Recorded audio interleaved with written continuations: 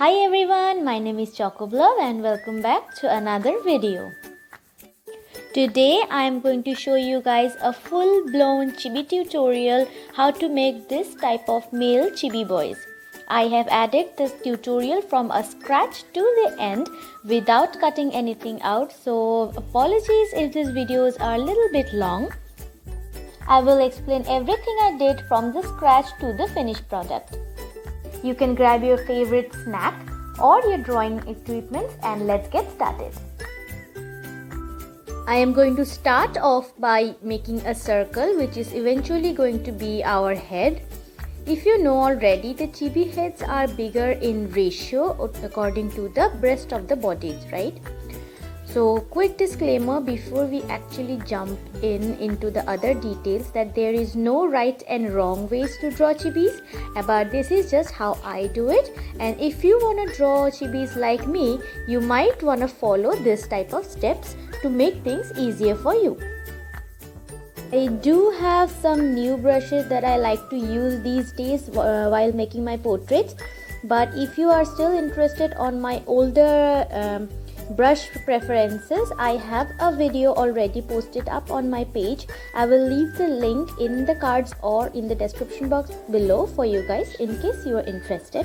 However, I will upload the updated brush preference videos soon enough, so you might want to subscribe to my channel if you haven't already, and let's be part of my family.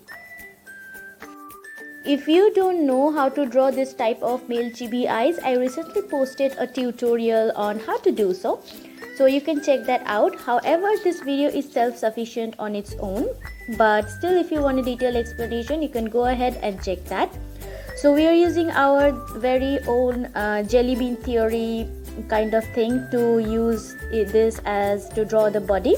So this is a pretty simple standing pose, so you don't have to overcomplicate things to learn. I hope this is easy enough for you to follow along.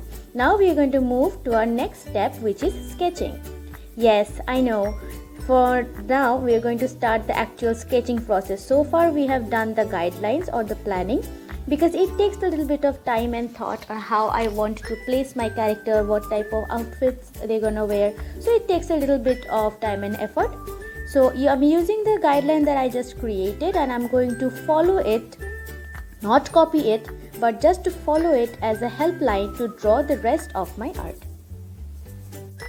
As I tell you guys in my every video, do not copy the guidelines. They are just there to help you out. So if you just copy it blindly, you're going to get very stiff, lifeless character, which is not very much appreciated or not something that we want. So I'm going to just use the lasso tool to adjust here and there. Always remember guys, never forget to flip your canvas. Flipping canvas helps you to work better with your ratios and positioning. Anyways, we're gonna start off by drawing the hair. I'm going to be drawing a pretty basic brown hair. I know you guys already know the final outcome, but I wanted to make this tutorial as simple and as beginner friendly as possible. So without giving him too much color variations or too much hair variations, I'm just giving him basic like boy type of hair with bangs and short with brown color. Anyways, moving on. So for the hair, you want to draw the hairs not as individual strands but as in chunks, because drawing individual hair can make things look very messy and overly complicated for you to work on future. Just remember, you can treat the hair as a thick layer of fabric on top of the scalp, so it's not actually sticking with the scalp, it is just a little bit more fluffier than the round shape or the skull.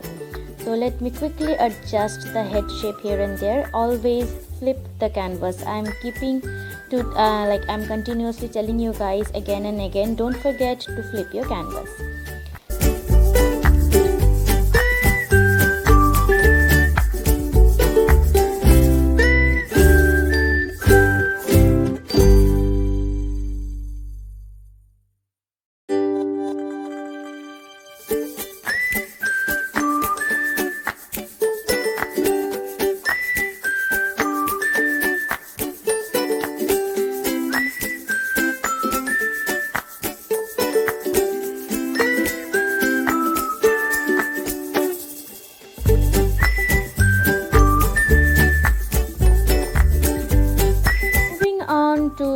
or his clothes. For me, this is like totally a personal preference thing. I like to give chibis some baggy, bigger size of clothes rather than tight fitting ones, because my logic behind this is they bigger the clothes, the tinier they will look as a character, and this is adorable. So rather than giving them very skinny jeans or like tight t-shirts, I want to give them like oversized hoodies or something like that, so they can look nice and cozy in their like thick dresses or outfits. I think that's very adorable. But if you want to give them a different type of outfits, please go ahead and do that. There's no such rules. So I'm using some male outfit references from Pinterest because I am not very informed about male outfits or fashion trends, but okay, we are working with that, no problem. So I'm giving him a really big oversized sweatshirt and sweatpants. I think he looks really adorable in this. So I know not yet, because this is just a sketch, not a final outcome, so he will look adorable, I guess so. So once I done with the outfit, I'm going to quickly go ahead and do the shoes and the bags.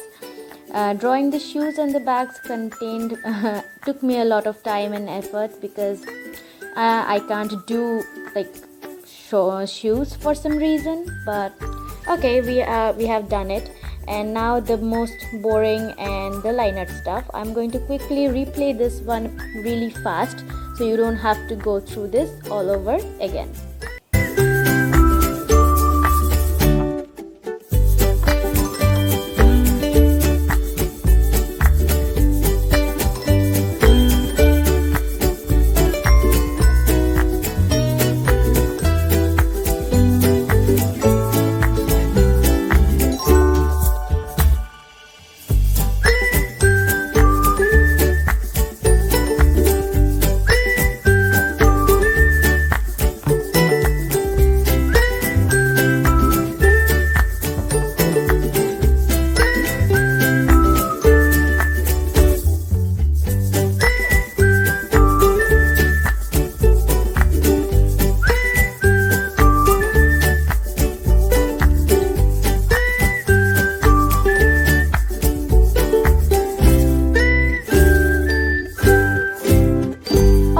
So we are done almost the majority portion of the line art, unless we jump into the coloring portion. So if you guys want a tutorial on line art or how to draw better line art, please let me know in the comment below. I will more than happy to do so. Okay, so I am choosing very pigmented skin colors to draw the faces and the hands. Of course, we're gonna add further shadows, so I chose a lighter color instead. So first one was kind of a mistake, but anyway, it doesn't really matter. Now I'm using a orange-ish, peachish tone to add the shadows that the hair and the bangs are casting on the face. Nevertheless, the neck and the cheeks where the hair is falling on. Actually, adding this type of shadows really helps to show you the dimension of the face, like there are ups and downs, there are cuts and creases. So that really becomes defined once you add the shadows very mindfully. So I usually use 2 to 3 different colors to cast shadows, but that doesn't really have to be. You can use more colors, you can use less color as well. I used a spray paint brush and just added a little bit of gradients on the top of his head. And as I mentioned, I used a dark brown color again to cast the second layer of shadow on his face.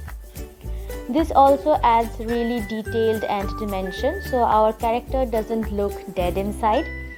Now moving on to draw the blushes, because of course blush makes everyone looks very cute. So my chibis should have blushes. So coloring the eyes, I never use like a typical white color to draw the white portion of the eyes. That is very unnatural. And I'm using a pale yellow toned grey color to cast the eyelash shadow on the eyes.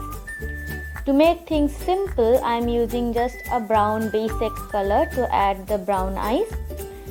So in my eye videos, I already mentioned how you can use 4 colors to add dimension and interest into the eyes, but always it doesn't have to be. You can just limit yourself into 2 colors, 3 colors, or even you can use up to 8 to 10 colors. Just depends on how what type of eyes you want to draw and how detailed you want your style to be. As of my preference, I like things that are really pigmented and have variety of colors. So I added a little bit of warm tone browns and even some blues to the eyes to add a little bit of interest, like visual interest.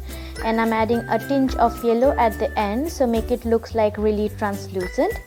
And this is my favorite part, where I add highlights to the eyes, make them really pop and look glowy and watery, if that makes sense. I hope that doesn't sound very gross. Now let's go and draw the hair. Hair is also one of the most interesting part of drawing any character in general, and I really enjoy drawing the hair, though I struggle sometimes with a specific few colors. I really struggle with them, but art is all about enjoying. So I added the kind of grayish dull type of brown color, not the regular browns, because I really wanted to draw something different yet very simple. So let me quickly fill up the hair strands, and we're going to start off with the shading. To draw the shading, I'm taking 2 shades dark brown and I'm going to draw 2 circular lines on top of the hair.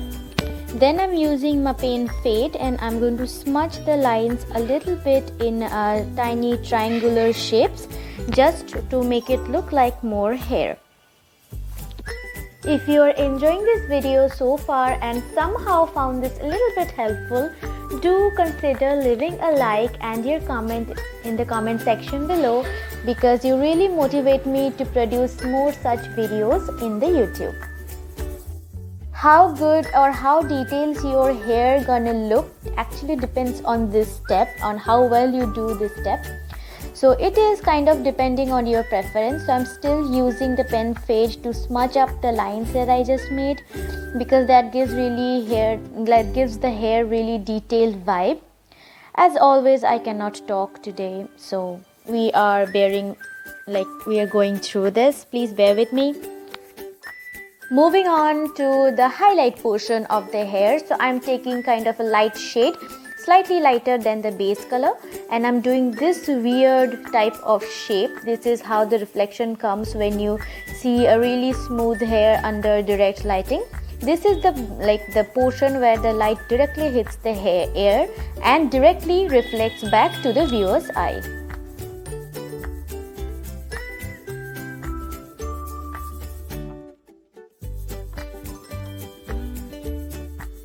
After roughly drawing the shape, I'm using the eraser to crisp things up a little bit so it looks less messy and the shapes becomes really defined. You really don't have to do it. If you like some unfinished aesthetics, you can just leave it like that.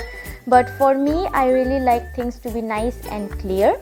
So I don't know what shape do you call this. If you know the name, please let me know in the comment below so I can educate myself in that case. And I'm just doing the shade in a darker tone here and there, just to make sure the hair looks kind of a glossy or shiny and very lively. I'm also doing this flower type of thing on top of the head, where also somewhat reflection takes place. I tried a little bit to add a lighter tone on top of that, but it wasn't really working for me, so kind of left it there. I took the same skin shade and using a spray tool, I just sprayed it around the face area so the hair looks kind of a translucent and it looks really bright. So moving on to drawing the outfit, I chose to remain the black or the brown aesthetic. I choose this brownish gray tone for the sweatshirt. I think it looks really adorable in this, and I am going to start shading it. If you guys want me to make a video on clothes or how to draw the folds, let me know also. So I would be more than happy to make a tutorial for you on this one. So I am just following the folds and adding some darkness to it, so the outfit looks more 3D and more baggy.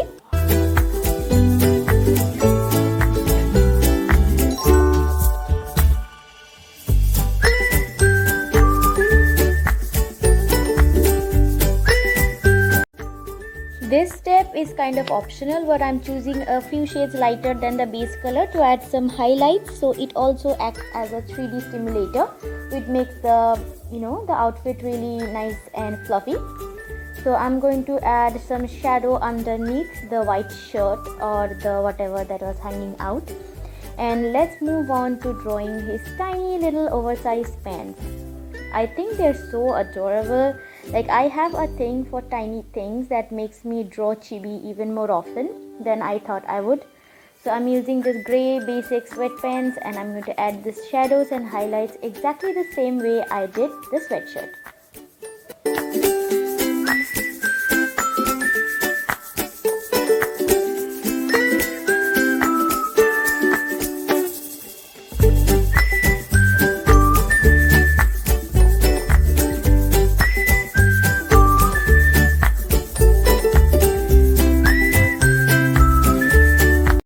Gonna quickly color the bag and the shoes as the part of the finishing touch. The shoes also came out better than I expected them to be. I'm still learning from other artists how to do a specific few aspects of art because yeah, I need improvements in my life. So I did the bag. The bag looks really huge to the ratio actually, I think, which made him look a lot tinier than he actually is. But anyway, I'm using the same fabric theory I used in drawing his clothes, and I'm drawing his bag right now. Actually, I had no idea on what type of background I want to add, so I kind of added just random colors on the background. I'm really starting to learn how to draw them properly, so yeah. So we are almost at the end of the video. I hope you guys found this video helpful, and let me know in the comment below what type of tutorials you want to see from me next, because I always try my best to if this video was helpful, and I will definitely see you guys in my other videos if you want to check out in my channel. And have a great day.